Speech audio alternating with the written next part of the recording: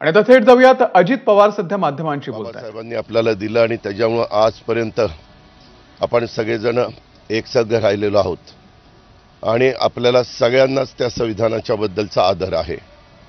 त्याचबरोबर बाबासाहेबांनी त्या काळामध्ये जे काही वेगवेगळ्या घटकाला न्याय देण्याचा प्रयत्न केलेला आहे, जी घटना आपल्याला दिलेली आहे, त्या घटनेच्या बद्दल देखील सगळ्यांना अतिशय आदर आहे, अतिशय अभिमान आहे आणि त्याचा नेहमीच आपण प्रत्येकजण उल्लेख करत असतो।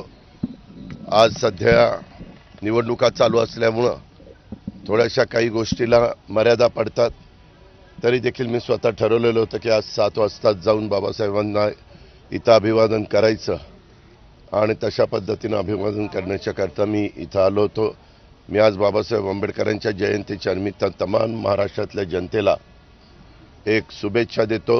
बाबासाहेबांच्या पुढे विनम्र अशा प्रकारचं अभिवादन करतो। धन्यवाद। अवकाळी पाऊस राज्यात तर पुण्यामध्ये उपमुख्यमंत्री अजित पवार यांनी डॉक्टर बाबासाहेब आंबेडकर यांना अभिवादन केलेलं आहे। आज भारतरत्न डॉक्टर बाबासाहेब आंबेडकर यांची 133वी जयंती आहे आणि त्यानिमित्तानं पुण्यामध्ये अजित पवार पोहोचलेले आहेत।